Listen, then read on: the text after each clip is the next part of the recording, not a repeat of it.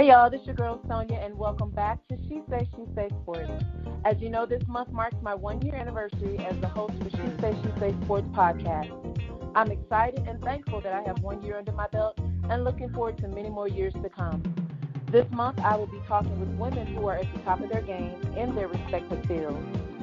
Today, I have with me Minnesota Vikings Director of Inclusion and Employee Investments, Ann Doepner. Hi, Ann. How are you today?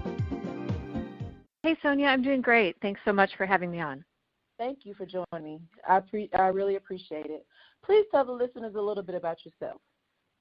Sure. So I live in Minnesota, where I work for the Vikings. I have 2 kids, 4th grade and 2nd grade. And due to the current nature of things, I am at home with my husband working full-time and distance teaching both of our kids. I know you're enjoying that. You're a teacher now.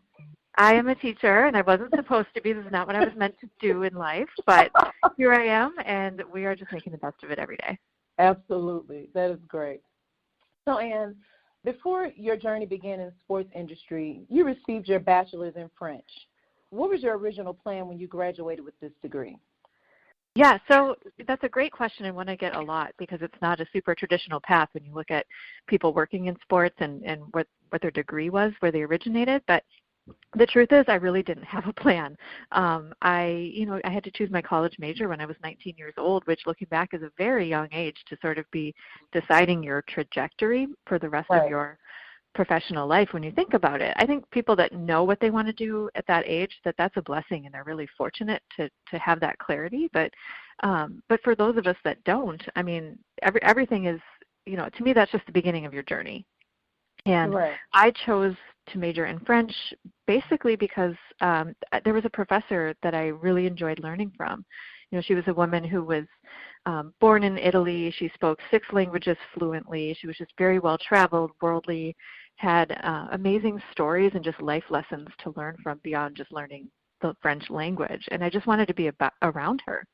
And so I chose that major because I knew I would have more classes with her. And then in the end, I ended up with another skill too, learning the French language. Absolutely.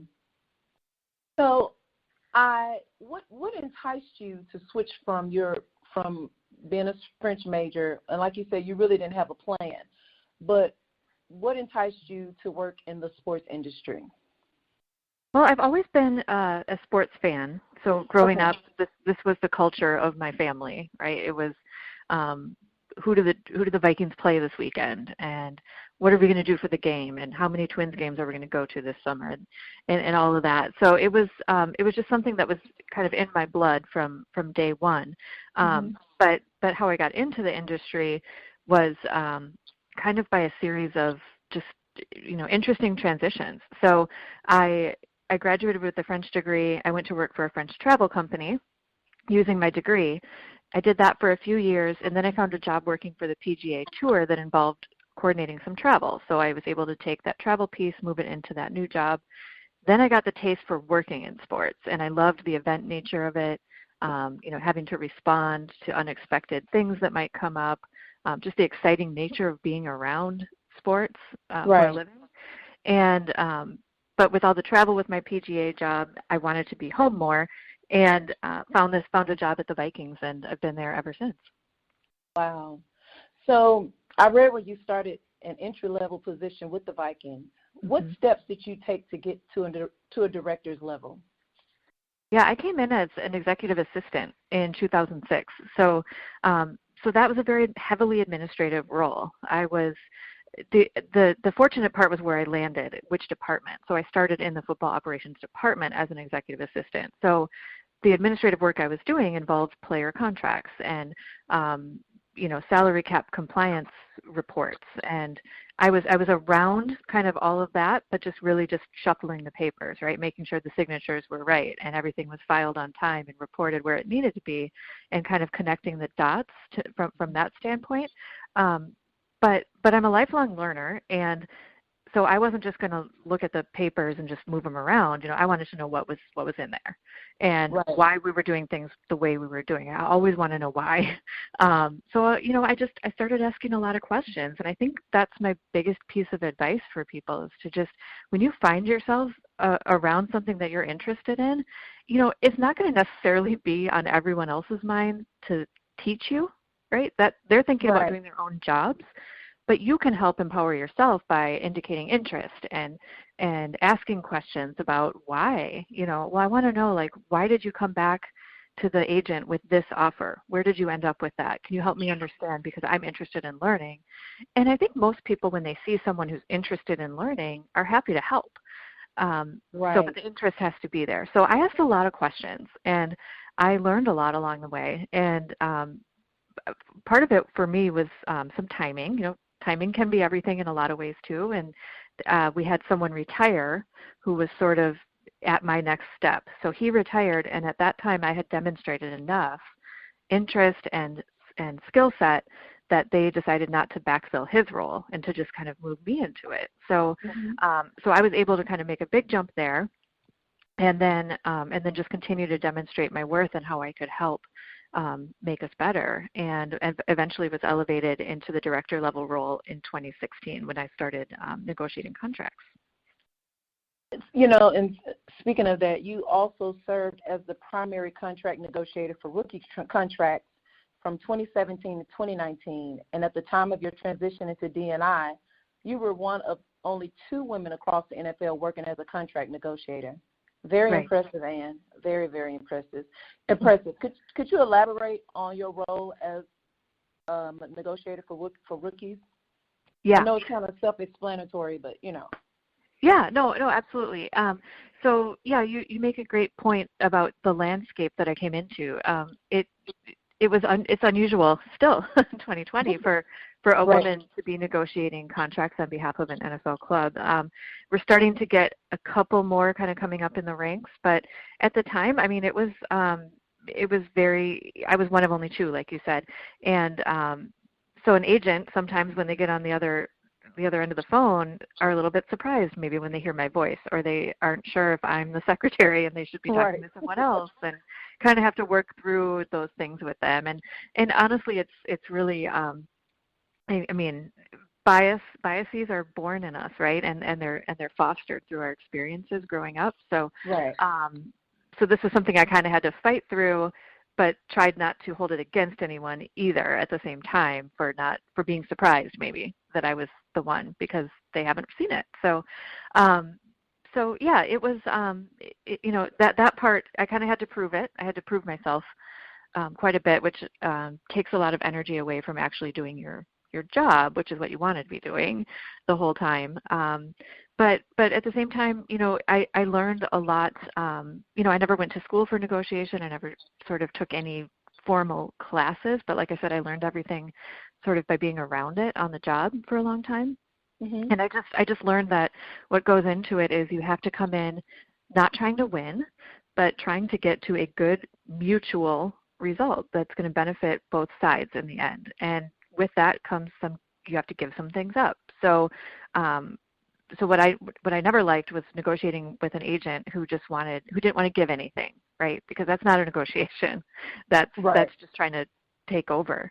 So which is not going to help the relationship with you and the agent, or the relationship with the player and the club. So even though I was negotiating on behalf of the club and obviously wanted to get a deal that was in the best interest of the Minnesota Vikings, at the end of the day, we value the player because he plays for us. He's part of our team and our family, and we value our people, and we never want to mistreat anyone or undervalue them. So so we have to end up with a deal that is also going to make the player happy. So it's kind of a unique challenge in that sense. Absolutely. So, and understanding your highest value for any new job is when you are first considering an offer. What has been your success rate when negotiating contracts for players? Well, we've gotten them all done, but some faster than others. So so some deals can come together, and it's just like one back and forth, and then you have a deal. And then some are a little more complicated, right? The first round picks, for example, there's a lot more that goes into those contracts in terms of how their money is paid out, how much is guaranteed and not, and all of that matters. So you have to kind of work through all the details on that, and it's a process. So at the end of the day, 100% success in that we've gotten everyone signed and sealed and delivered on time. but not all of that has come, without some struggle here and there. So, absolutely. yeah. Okay. So when negotiating contracts, how much of a challenge is it to keep a player from jumping the gun by trying to choose the first contract they receive? Yeah, that is the human element of negotiation is definitely alive and well in these negotiations. And for a lot of these players, when they come into the league, I'm negotiating their first contract. So this is the first time maybe for a lot of them that they've for a lot of, I've never seen this much money either. So Right. for a lot of people, they might never see this amount of money in their life, and then here they are staring at it. It's just right there. It's almost there. It's almost in their pockets. Almost in their bank account, and they just want to get the money, right, and get started Right. with their lives and all the plans and things they've dreamt about doing. Whether it's taking care of their parents or buying a house or all these things that they want to do with that money that they've earned. So naturally, they're excited to just get to the end point and get the money and. But they have to be careful and trust and appreciate the process because they don't want to sign a contract that is not going to represent their fair value. So they have to trust in their agent and the process in getting that done. And it can be hard because especially when I'm signing a rookie class, these guys are all in the locker room with each other every day and they're talking like, oh, you got signed today? Okay, where's my contract? Right. And that can be kind of frustrating, I'm sure, to see, but they have to look at the long term. The contract negotiation period is really a short term. It can be a couple of months in terms of a multi-year career. So you're going to get there. You're going to get it done. You just have to kind of trust in the process because everyone's trying to make sure that it's a good and fair deal and best situation for you and your family. And that's interesting that you said that because when I think about Scottie Pippen with his first contract, how he kind of got railroaded, but he was so impatient and ready to sign because, like you said, most players haven't seen money. Well, most of us haven't seen money like this before. And growing up the way he did, I think he had maybe 11 brothers and sisters. He had a huge family. So he was ready to, do something for his family right away. And, he got the bad end of the stick, at the beginning, but, later on, it paid out for him. Yeah, and that's just the point. This amount of money in a bubble is just a lot of money, right? That anyone would be happy to say, yeah, I'll take that. Right. But there is a market, and he was paid below market because he jumped the gun on that contract, and he could have had even more money. And I know you can say at the end of the day how much money is enough. But everyone needs to me, it's less about the dollar amount and it's more about your worth. And everyone needs to be paid what they're worth. And you need to look at it from that standpoint. Scottie was worth more money and should have been paid more money accordingly. Mm-hmm. Absolutely. So, speaking of, the money, and I feel like all of us, everybody needs to be on budgets. However, athletes receiving multi-million-dollar contracts, based on your experience, are the budgets tailored to each player, or are they given a template to follow? Well, there's no one solid answer to that, but I think the best thing I can say is that our players, they're taken care of from a club standpoint in terms of education about financial health and well-being and taking care of your money and being smart. And like I mentioned previously, not looking at this as a short-term thing, but a long-term vision. Right. You get a lot of money up front, right, as a player, and you don't know how long your career is going to last. So it's not like you're going to be getting this amount of money every year for the rest of your life until you retire at age 65, like kind of a normal working person's trajectory. You're getting a lot of money maybe in a few years, and then maybe your career's over at that point. And then you're 25, and you have a lot of life left to live, and have you saved that money? Because if you spent it all by the time you're 25, then where are you going to earn it? So we do a lot in terms of seminars and programming for the rookie class when they come in. So they have a lot of extra hours and in the building. Well, before COVID, they were in the building. Now they're on Zoom. But they're spending all this time learning we bring in experts to teach them and guide them about how to take care of their finances. And then on top of that, the best agents are the ones that also provide a financial advisor piece. So the best agents aren't the ones who just are there to sign the contract, get their cut, and move on. They're there to take care of the player from a holistic standpoint. So how else can we help you? So really just those agents have people on staff that can take care of their money, manage it, invest it for them, and take care of it. So the players don't have to think about it, and they just know that they're taken care of. That's awesome. So I'm really glad. So you guys still do the rookie symposiums. Yes. That's awesome. Yes, that's a huge. I mean, think about the life shift that happens when you leave college athletics and everything that came before that, and then you're all of a sudden you're in the spotlight, and then you have to handle all of this money, and for anyone that would be a really hard jump to make. Yeah. And all of a sudden your life has changed. So there is a lot of education that needs to go along with that, and that's absolutely vital on our part to uphold that. Awesome. So Ann, how do you guys go about the position value, and does that change from year to year?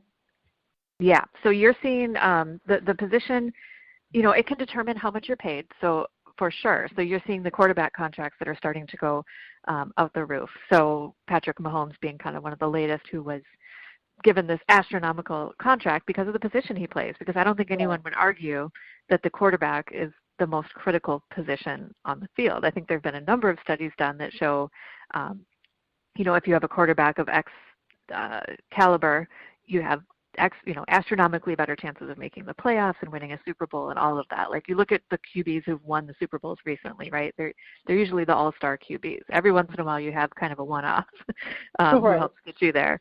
But by and large, you need a solid quarterback, and Mahomes has obviously indicated that, and he's got a bright future, and they broke the bank for him. So typically how it goes is, in a negotiation, is you start with the position over everything else. So if you're negotiating for a QB, usually the club will bring some player comparables to the table. So those will be players that they say, we think your guy is like these 3 to 5 players statistically, and injuries can play a part too. How healthy has he been? How much has he been able to play and contribute?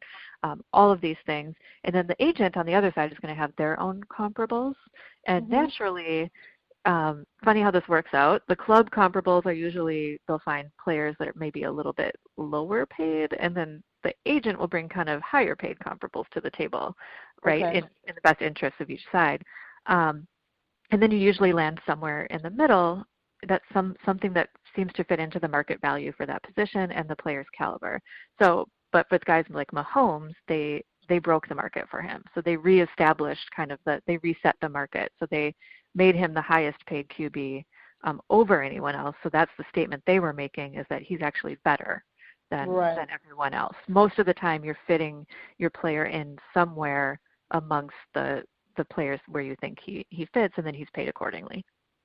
Wow, very interesting stuff. You just don't look, we just see the, headlines of Mahomes getting a big contract, but we don't see all what's going on in the background. Sure. It's a lot. That's awesome. So, Ann, you're the first full-time person dedicated to diversity and inclusion working for an NFL team. Congratulations. Yep. Thank you. You're welcome. You have such an interesting job title, Director of Inclusion and Employee Investment. Could you please explain your job title and what you actually do on day-to-day basis? Sure. Yep. So the reason we came to that title when we decided to carve out a full-time role for D&I is because we really believe that the inclusion comes before you can add diversity. So, we want to make sure that we have an incredibly inclusive culture that is welcoming to people of all different backgrounds and walks of life, where they can feel that sense of belonging.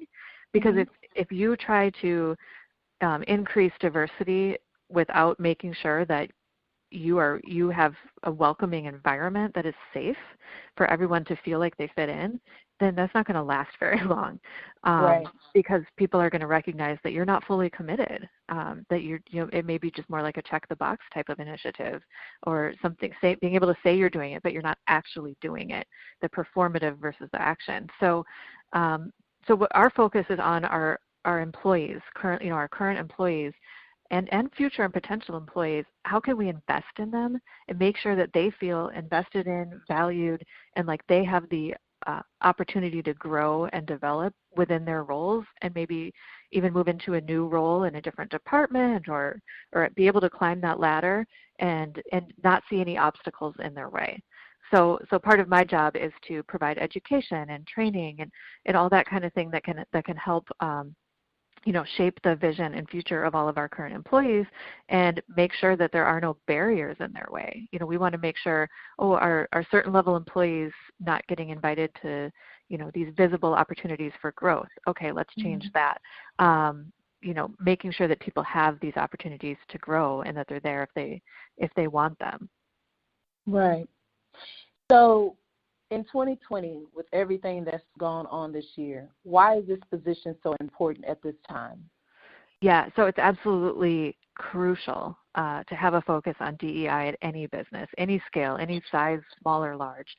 To me, it's not even just the people function. It's an overall business imperative to make sure that you're engaging externally with your consumers or your stakeholders in an inclusive manner. And for us, I moved into this role in September of 2019. So we had kind of set the stage at that point that DEI is a focus and a value of the Vikings organization, and we're going to bring that in and have it touch everything that we do. So obviously, with the nature of the way this year went, that nobody could have foreseen, 6 months into my role, we were removed from the building due to COVID in March, and then the killing of George Floyd happened. And if I can backtrack a little bit, we organized and we named an internal diversity and inclusion council in January. So this was a group of 9 employees on our staff who raised their hand and said, I want to be a part of any D&I initiatives that we roll out. I want to have my voice heard and my perspective shared with all of these matters. So we started meeting in January, and this is a crucial group for me in being able to accomplish my goals, because with anything D&I related, there's so much to do, right? Like the work can feel overwhelming. Like, where do you start? And this group is who I look to help me prioritize and focus in the right way so that we can accomplish things in a good manner. So we started meeting in January, and then we're moved from the building in March. Then you get to May, and George Floyd is killed a couple miles from our stadium. I mean, this is the neighborhood where a lot of our employees live. This is their jogging route. This is their community and neighborhood. The Boys and Girls Club, where our players have a long-standing relationship and volunteer at, is 1 block away from the site where George Floyd was killed. And this is our community, and we were, like the whole world, understandably rattled and shaken to our core when this happened. And the D&I Council, we started meeting right away. So the next morning, we were on a call and just talking about what happened last night. Like, where do we go from here? How is everyone feeling? How do we need to act as an organization?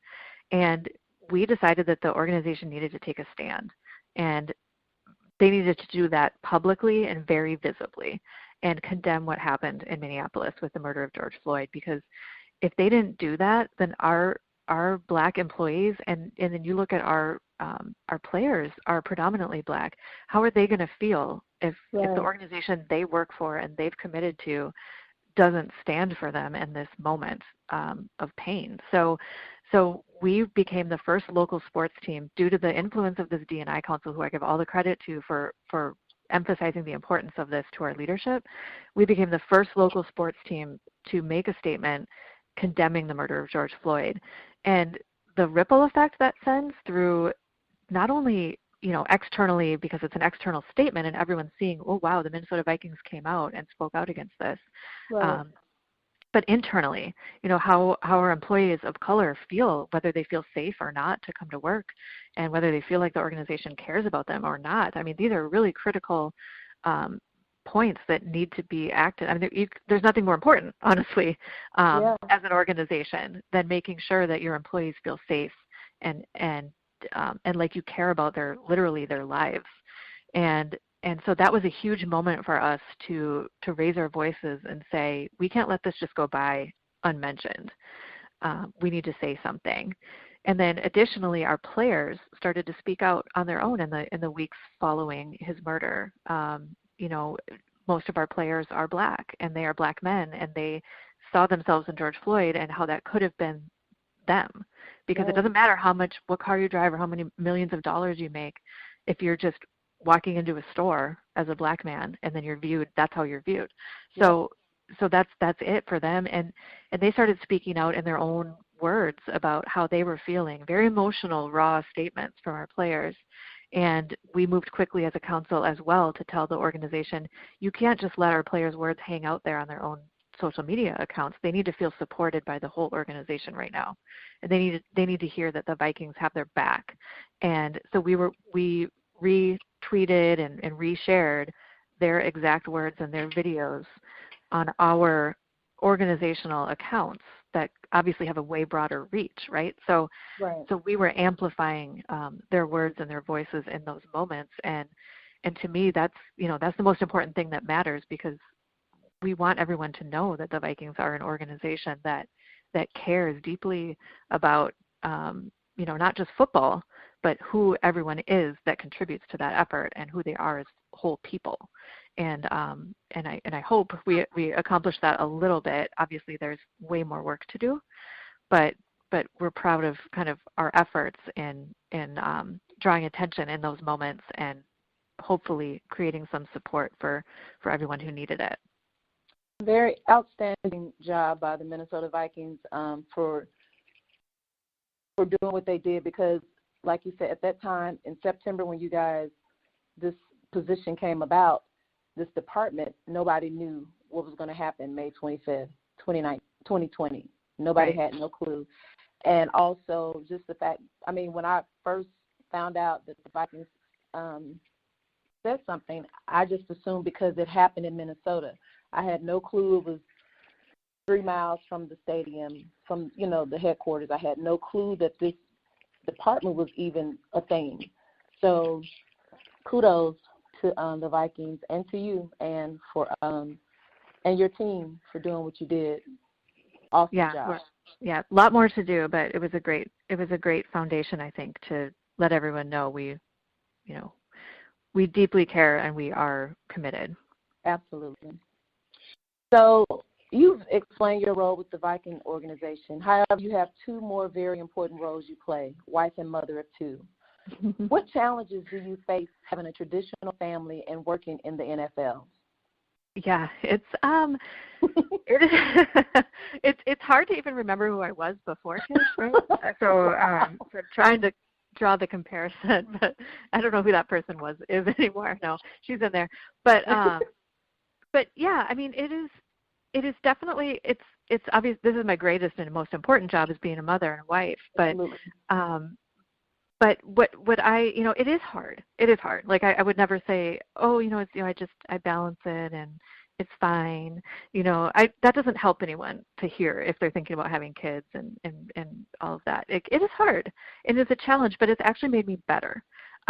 Because I think when you become a mother, you have to.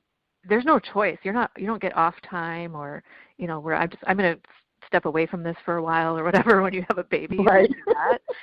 So you have no choice, and you're forced to succeed. So I think it gives you so many more life skills about being able to multitask.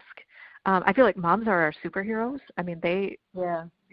We as moms, we can do anything, really. Like, we are thinking about 25 things at any one given time that need to be done, or I need to do this next, or I got to remember that, and it actually makes you a deeper thinker and more efficient with your time. Honestly, like, we don't have time to waste, so we're not going to be sitting around, chit chatting and doing all kinds, because we have to get from one meeting to the next, and we have to get from one task to the next, in order to get through everything. So to me, that's a huge plus when I see, like, say I was going to hire somebody. I mean, if I see if someone has kids, I think in the past, obviously, the way our workplaces have been set up, it's been very patriarchal, and having kids has been viewed as, what do they call it? The mommy penalty, right? Like, oh, she has kids, she's not going to be committed, or oh, she has kids, she's not going to have enough time to really give what this role needs.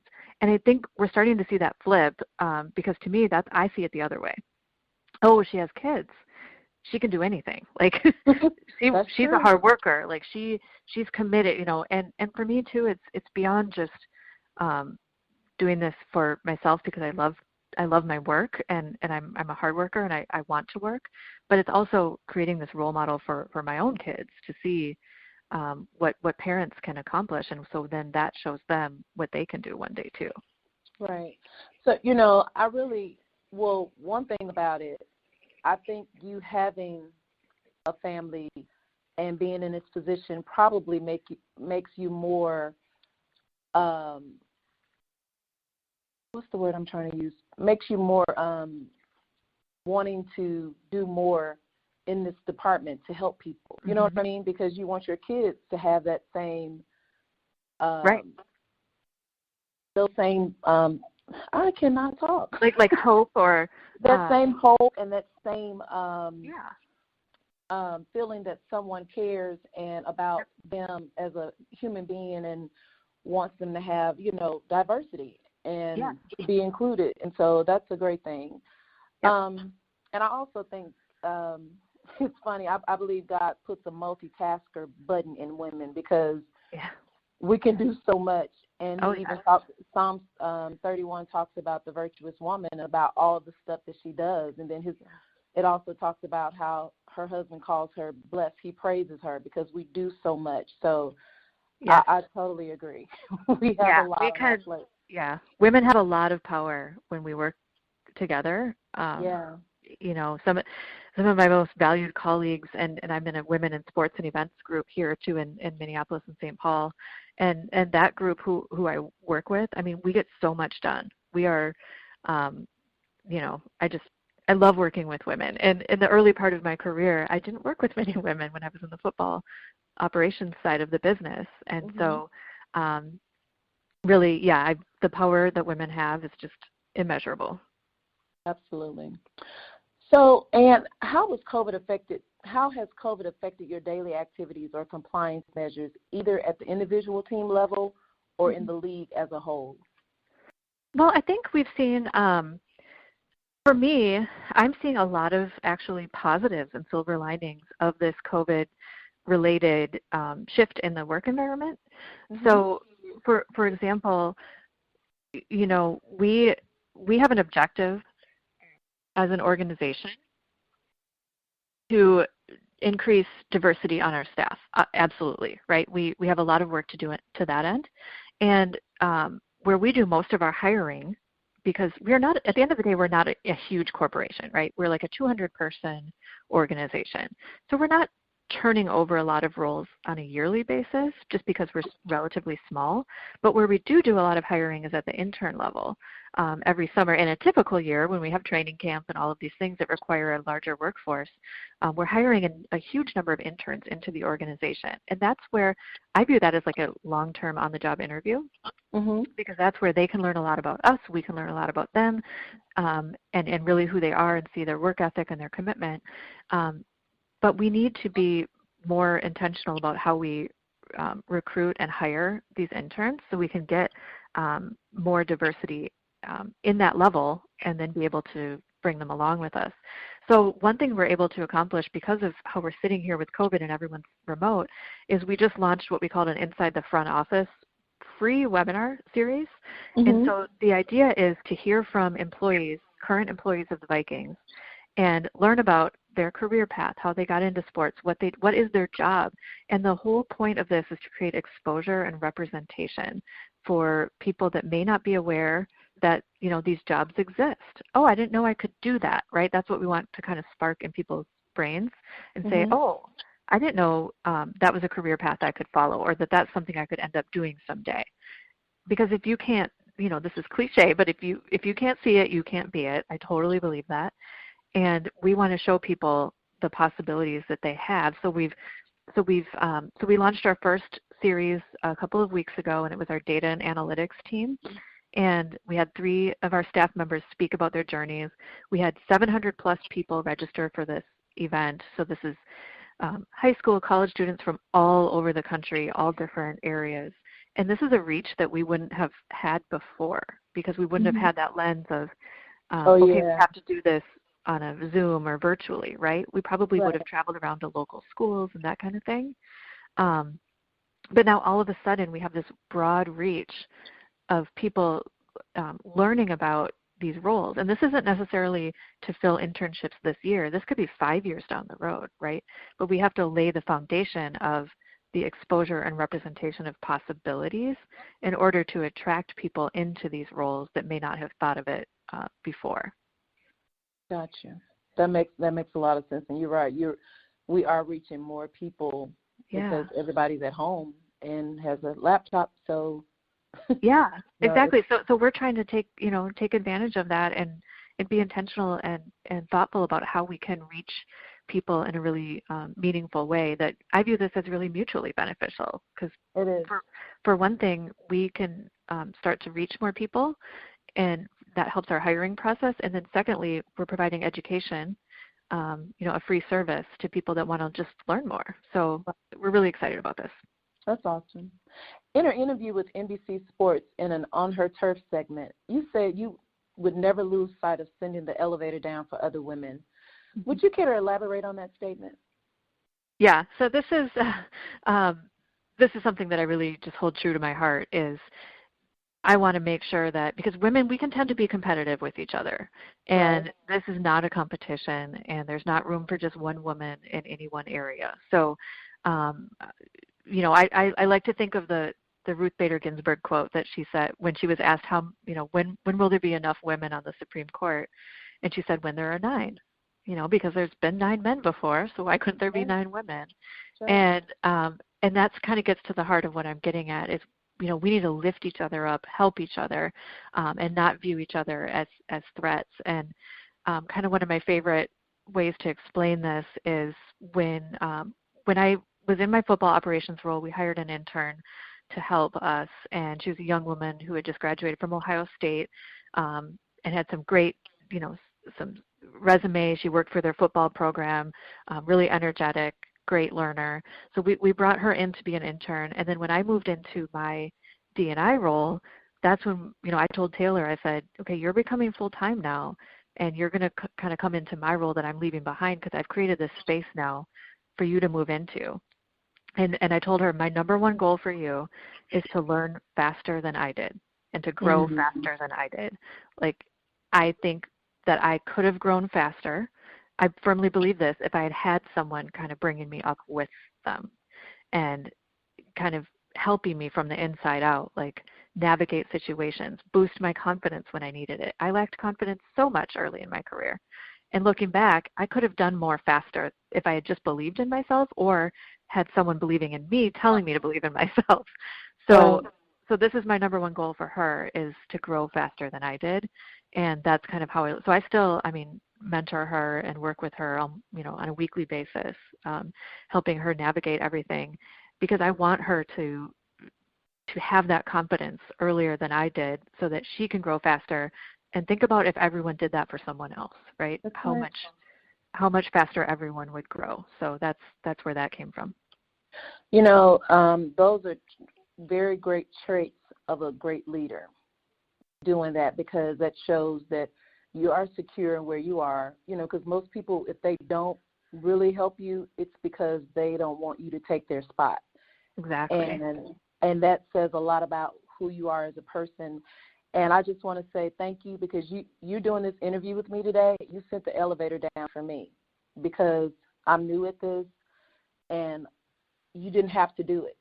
And I appreciate it so very much. Thank you so much, Ann. I'm so happy to help, and I love what you're doing. And anything I can do to help get the message across for women to boost other women up, like that's what I'm all about. So appreciate you for taking your time too to create this space for that. So thank you. Thank you. And one more question. Do you Sure. envision that there will come a day that a woman will be a general manager of an NFL team? Absolutely. Yes, 100%. We just got the first female GM in baseball, Kim Ng, who, and this is typically what happens, right? She's overqualified. She's been ready for a long time, and she finally got it now. But, we are definitely going to see that because I think typically the GM role has been filled by whoever is the top scout, right? So it's someone from a personnel background who can scout players and write reports and in theory then pick the best players for you to be able to win. But I think what we're seeing, and this is where I hope it shifts, is it doesn't need to be the top scout. It needs to be the top leader, and it needs to be someone who can lead people from more of a global and holistic standpoint, help develop people, right? Mm-hmm. And we're starting to see women making strides in all different areas at clubs, in scouting, in football administration, in operations, and all of these can be sort of a breeding ground for upper level talent someday. And I think you're going to see clubs starting to realize, okay, it needs to be someone who maybe doesn't necessarily have the best scouting background, but has more of a diverse background in a lot of different areas, and then can hire the best scouts, can hire the best, ops people, all of these things, right. and then listen to them and lead from a global standpoint. And to me, like we talked about earlier, that's what women bring to the table. We think about so many different things, and we're interested in developing people, all of that. And so I think we're gonna see it someday because you're starting to see that shift in values at the club level. Absolutely. Well, all that you're doing and the trail that you're on, it seems that you're on your way to being one of those GMs. I really can see that. I can see it. Well, we'll see. One foot in front of the other, and I'm just happy to contribute and make the NFL a more welcoming space one day at a time. Absolutely. And thank you so much for joining me today. No problem. Thank you for having me, and you have a great holiday, and hope to connect with you again soon. Absolutely. And could you tell the listeners how they can follow you on social media? Sure. I'm on Twitter at Ann Doepner, so at ANNEDOEPNER, and I'm a pretty active tweeter. Love to engage in anything sports or D&I related on there, so you can find me there. Okay. And guys, you can follow me, She Says Sports on Facebook, She Says Sports 23 on Instagram. And that's my show for today. Until next time, this is Sonia with She Says Sports, and I'll see you on the radio.